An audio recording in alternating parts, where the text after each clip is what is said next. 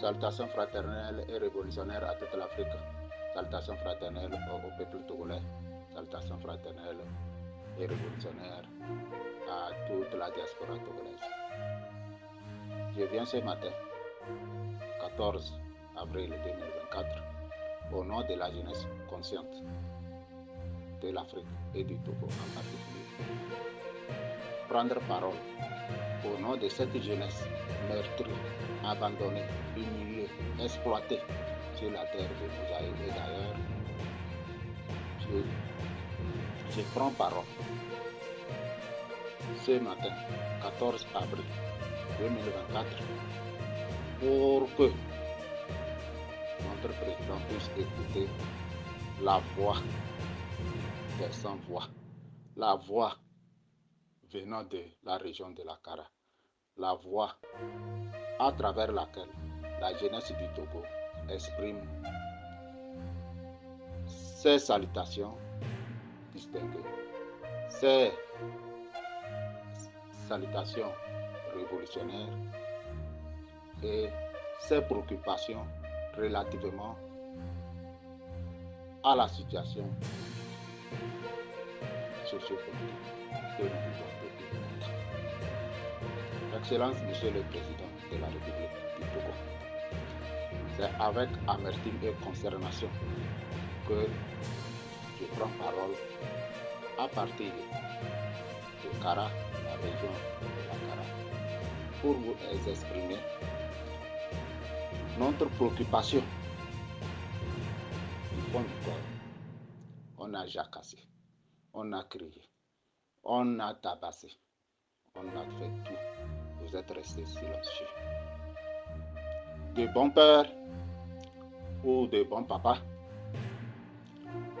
ça voudrait dire que vous êtes en train d'écouter vos enfants.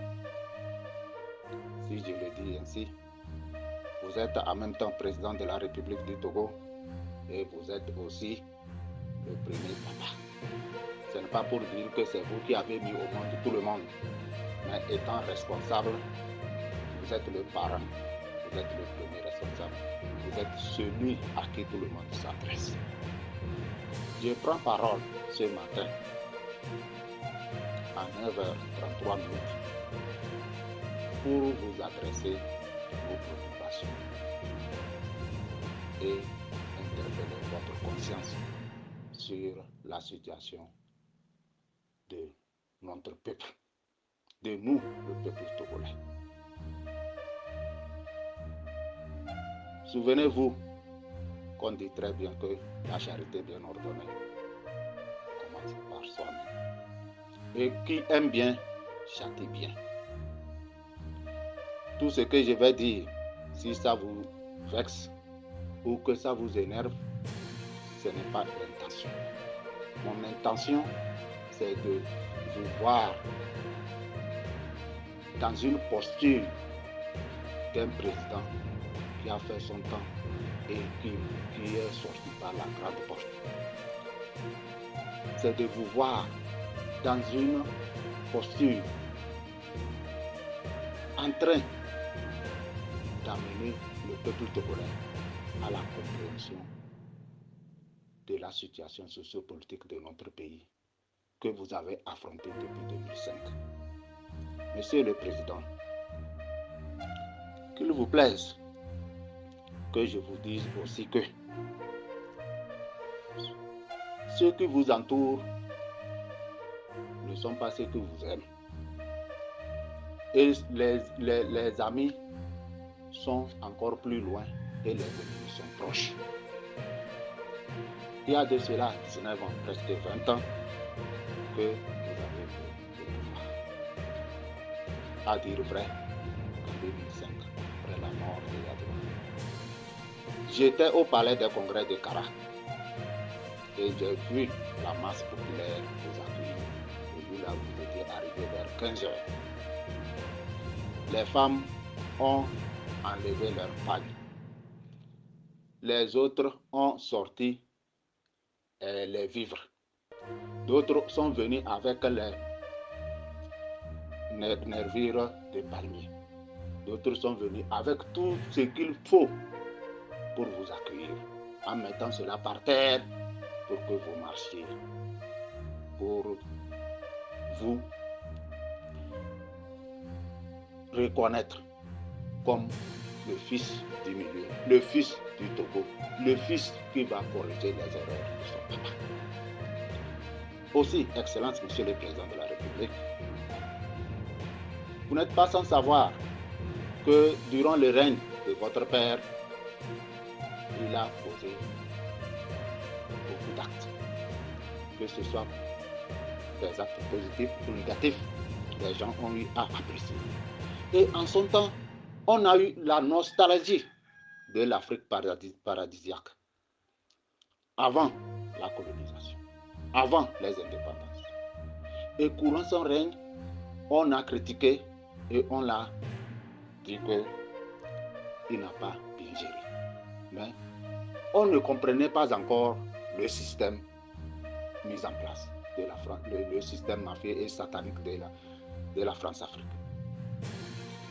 Il était entouré, certes, de plusieurs ethnies, de plusieurs intellectuels.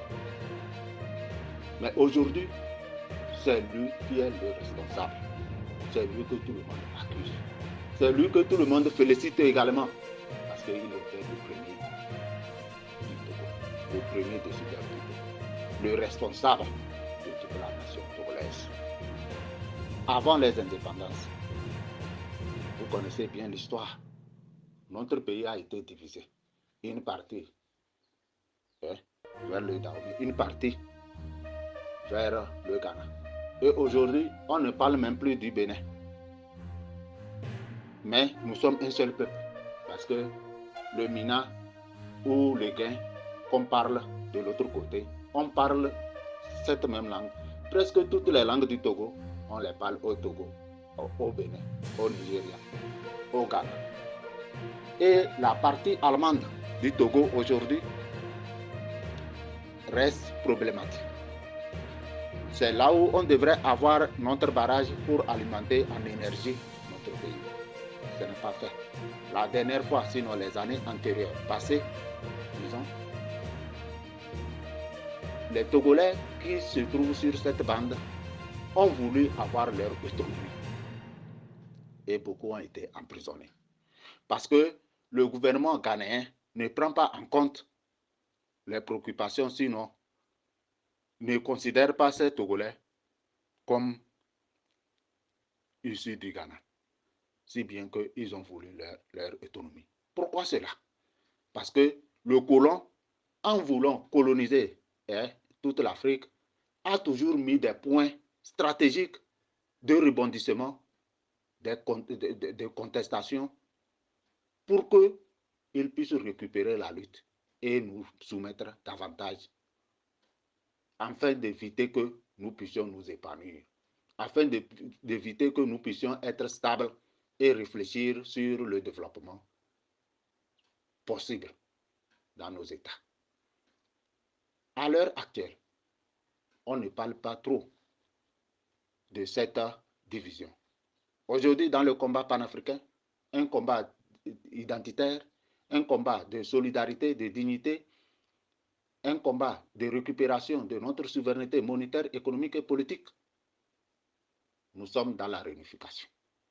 Et nous osons croire que les pays d'Afrique vont se réunir. Et ce n'est pas anodin, ce n'est pas chose à claquer du doigt. C'est une question de vision et de mentalité et de vision politique ou de volonté politique. Excellence, Monsieur le Président de la République du Togo, qu'il vous plaise qu'on vous adresse ainsi par les réseaux pour que vous nous attendiez. Parce qu'on n'a plus autre moyen.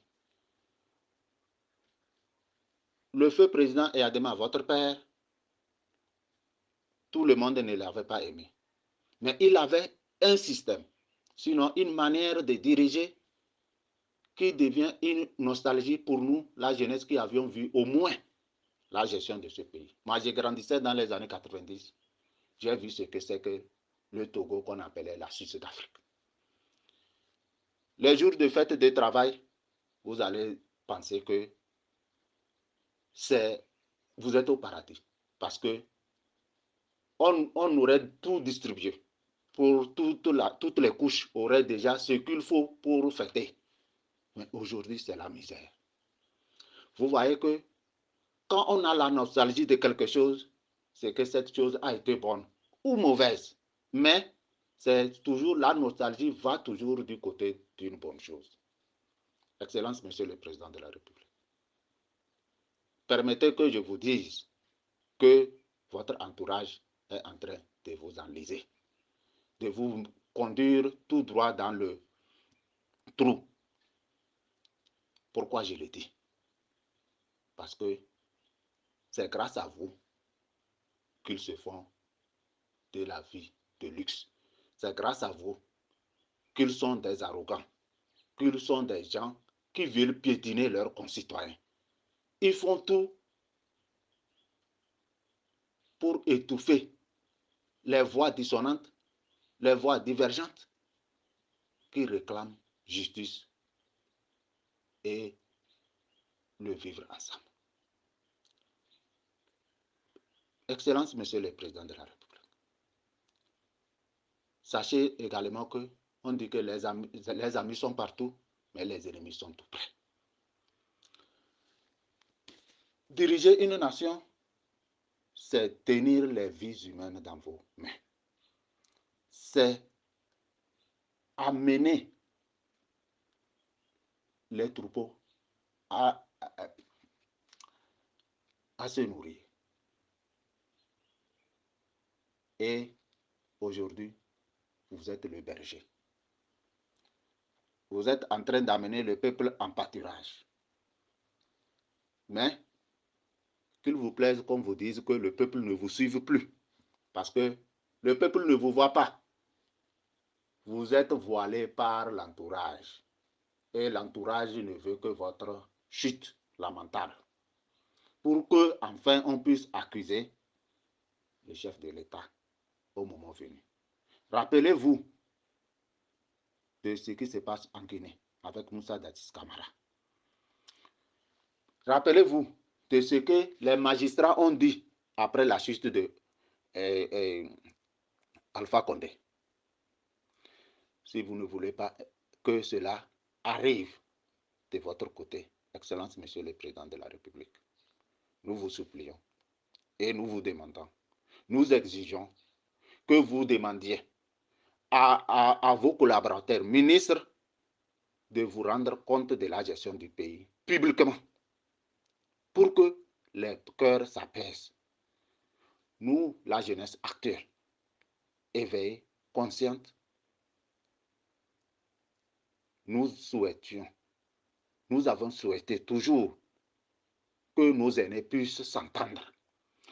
Mais nous nous posons la question de savoir qu'est-ce qui se passe réellement. Qu'est-ce que vous souhaitez et que l'opposition n'aime pas? Sinon la classe politique de l'opposition. Sinon tout le peuple togolais est une opposition à la classe de l'opposition et à vous-même les dirigeants. Je m'explique. Quand il s'agit d'aller au vote, vous interpellez le peuple. Ça voudrait dire que le peuple va vous accorder une partie de son pouvoir. Maintenant que le pouvoir a été accordé, ils deviennent maintenant votre opposition. C'est comme le plus et le moins. Ça voudrait dire que votre gestion du pouvoir est une pôle négative. Et la portion du pouvoir à exercer de l'autre côté, du côté de la politique d'opposition et du côté du peuple. Ça voudrait dire que les deux forces doivent s'unir pour fonctionner. Le peuple togolais va s'opposer à quoi? À l'escroquerie, à la mendicité, à la misère et aux situations qu'ils vivent. Et ils doivent le dénoncer de gré ou de force. Cela ne veut pas dire que c'est un désamour ou c'est une haine ou bien c'est une jalousie. Non. C'est une façon de vous dire, de rectifier le tir. Aujourd'hui, on est en train de parler de vous. M. Faure Gnassingbé. On parle de vous en même temps de Eyadema Gnassingbé. Mais comparativement, les gens sont au regret que vous soyez un jeune qui n'a pas pu relever les défis. Et ce qui est encore plus complexe, c'est la constitution qu'on a tant toilettée. On a toiletté la constitution en 2005. En 2010, si je ne me trompe. En 2019, tout ça là, ça n'a pas donné une suite. Et aujourd'hui, ceux qui vous entourent veulent toujours se servir de vous pour commettre des forfaitures, pour qu'on puisse maintenant adosser la responsabilité à vous et à votre origine. Excellence, Monsieur le Président de la République, vous êtes venu en 2005 et vous nous avez donné le programme de société. Vous avez, sinon on nous a brandi le programme de société en 20 points. Est-ce qu'aujourd'hui, si on évalue, vous avez déjà réalisé un seul point? Non. Est-ce que ceux qui vous entourent évaluent cela avant de vous maintenir coûte que c'est vous leur champion? Non, ils ne le font pas. La politique, c'est la bienséance, c'est l'éthique, c'est la morale. C'est une façon de gérer la cité de façon saine. Et c'est une lourde responsabilité, car c'est les vies humaines qui sont en jeu. Excellence, Monsieur le Président de la République, vous savez très bien que votre papa n'était pas sain, et vous non plus, nous non plus. Mais on doit aller vers la perfection. C'est pourquoi je prends parole ce matin pour vous dire tout simplement que le peuple togolais meurtri, oublié, abandonné, exploité après chaque 5 ans relativement aux élections, n'en peut plus. Oubliez le temps, le petit temps que vous faites quand vous sortez et que les gens crient dans leur cœur, ce n'est pas le cas. Sachez que aujourd'hui, le peuple ne s'en sort pas sur le plan de la communication. La communication coûte cher et on nous escroque à partir de cette communication. Sachez que les prix des denrées alimentaires augmentent exagérément. Sachez que la jeunesse au chômage n'en peut plus, ne tient plus, parce qu'il n'y a plus d'issue. Vous voulez que on ait la nostalgie de votre règne que la fuite de la jeunesse du pays. Vous voulez qu'on retienne de vous seulement que de la dictature, l'emprisonnement et l'exil. Excellence, Monsieur le Président de la République, qu'il vous plaise qu'on vous dise que nous avons besoin de notre diaspora. Nous avons besoin de nos frères et sœurs dans beaucoup de domaines. Qu'il vous plaise qu'on vous dise que beaucoup sont prêts à venir travailler pour rehausser l'image de notre pays, car notre pays est en lambeaux. Monsieur le Président de la République, quel est le problème qui va vraiment être plus grand et on va maintenant aller jusqu'à s'emprisonner, se crier dessus, rester là toujours dans des dialogues sans fin, au moment où il faut travailler pour le pays. Qu'est-ce que nos ancêtres ont voulu pour ce pays? Qu'est-ce que nous voulons de ce pays? Je prends la parole encore une fois ce matin, le 14 avril 2024, au nom des ancêtres, au nom de tous ceux qui sont dans la diaspora, au nom de la jeunesse actuelle, ici et ailleurs, pour vous dire que nous ne voulons plus que le sang coule sur la terre de nos aïeux, au nom de la politique. s'il vous plaît. Nous sommes dépassés par des événements. Vous avez vu comment les gens sont sortis la dernière fois, le 12, pour les manifestations. Vous avez bien entendu comment la jeunesse s'adressait aux militaires et aux partis politiques. Les gens sont au bout de souffle. Les gens sont sans issue. Le peuple n'a plus de repères. Or, diriger, c'est tirer les autres du bas vers le haut. Mais, Excellence, Monsieur le Président de la République, aujourd'hui,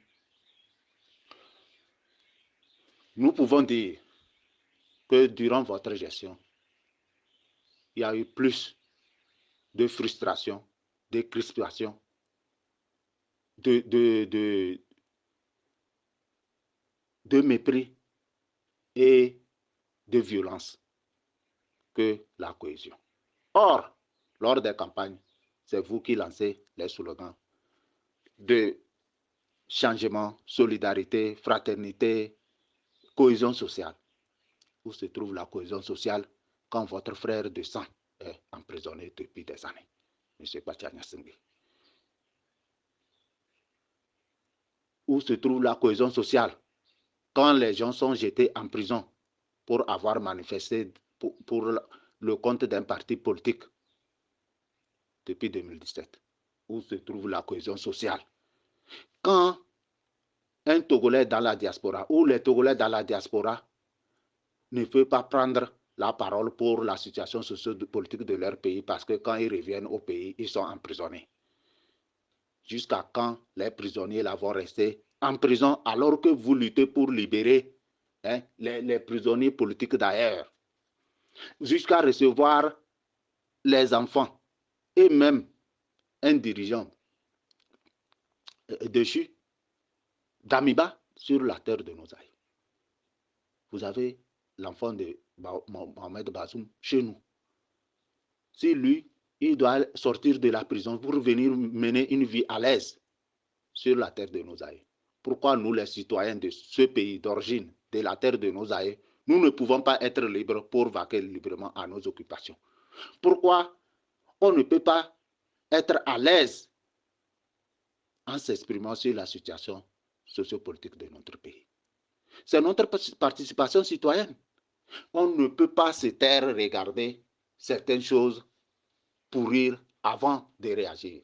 Et vous savez très bien que Albert Einstein a dit: le monde est dangereux à vivre, non pas à cause de ceux qui font le mal, mais à cause de ceux qui regardent et laissent faire. Nous n'avons pas souhaité que la situation là s'empire pour que on soit là à s'arrêter, à s'emprisonner et à verser des injures ou bien qu'on fasse des sorties avec la colère pour exprimer notre ras-le-bol. Mais cela est arrivé. Pourquoi? Parce que le système nous gangrène tous. Pourquoi ne pas se libérer ensemble?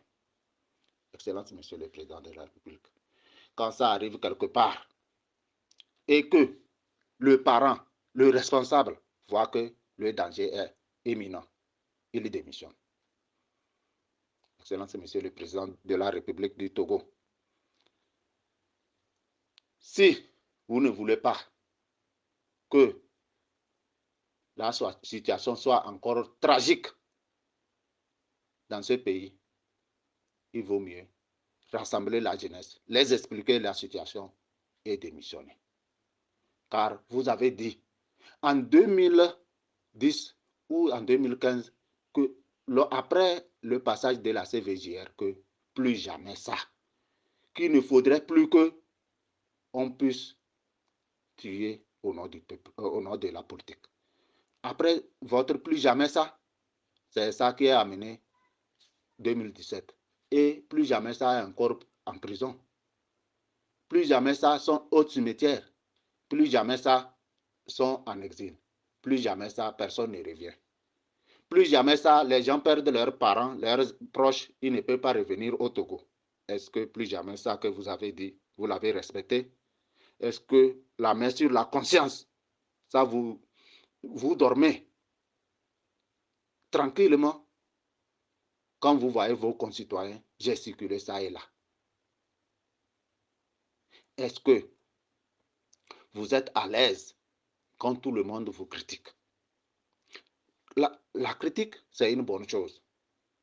Mais dans ce sens où on va vous accorder ou bien on va vous attribuer tout le négatif, c'est trop lourd.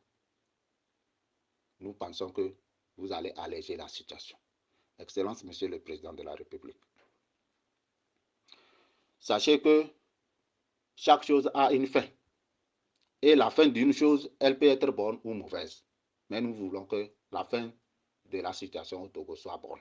C'est pourquoi nous prenons parole ce 14 avril 2024 pour vous signifier que à la fin des règnes de tous dirigeants ou des rois dans le passé, ils ont été confrontés à des confusions. Aujourd'hui, je peux dire que spirituellement, votre règne a atteint sa fin. Vous le voulez ou non, ce n'est pas moi qui ai décidé la fin de votre règne. On a vu sur les réseaux comment on avait décrié le régime, c'est-à-dire le ministre Gilbert Baura avait décrié le régime parlementaire. Si aujourd'hui on revient à ce régime parlementaire et que les gens contestent et que ça soit encore ce Gilbert Baura qui prenne parole pour défendre le régime parlementaire qu'il avait rejeté, qu'il avait contesté, ça voudrait dire que le Tout-Puissant est en train de vous confondre. Les situations se résument à tel point que si vous lisez dans l'esprit, ça ne vaut pas la peine de forcer. Quand on s'est retrouvé au matin du 26 avec le régime parlementaire et qu'on passe de 4e République à la 5e République. Le lendemain, c'est l'Italie ou bien ceux qui exploitent déjà ou bien expérimentent déjà le régime parlementaire. Ce sont eux qui ont pris parole pour dire que désormais, il faut la participation de tous les peuples au choix de leurs dirigeants. Mais malheureusement, chez nous, on n'arrive pas à le faire. Pourquoi? Parce que l'entourage a peur. Et nous, la jeunesse, nous vous rassurons que nous sommes prêts à relever ce défi. Nous sommes prêts à aider pacifiquement à ce que la situation sociopolitique soit dénouée de façon pacifique. Il faut que vous puissiez aller au-delà de vos considérations matérielles, financières et autres pour que nous puissions nous asseoir et penser l'avenir de cette nation. Moi qui vous parle, je ne suis rien, je n'ai pas des millions, je n'ai pas des titres honorifiques ou des diplômes, mais j'ai ma vision pour le Togo.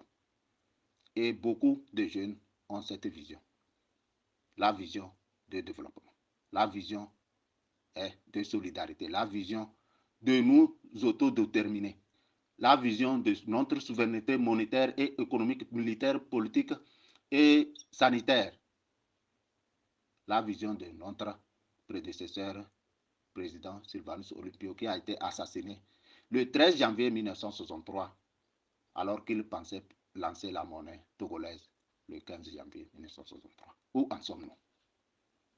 Si le régime présidentiel n'a pas pu accorder des avantages depuis qu'on l'a adopté, ce n'est pas le régime parlementaire qui peut trouver une issue. Donc, on comprend, d'après Joseph Kizerbo, que le Parlement devrait être beaucoup plus proche de la population que le pouvoir exécutif. Les députés sont élus par le peuple. Ils ont normalement des racines dans le peuple. Mais la réalité est souvent différente. Et il a